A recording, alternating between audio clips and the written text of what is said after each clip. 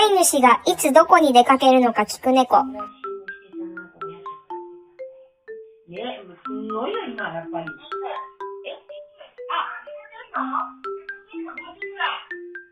そんな遅いよね、出かけるのね。大変。まだまだ先です。まだ一日の座って。まだまだ先よ。まだ出かけないって。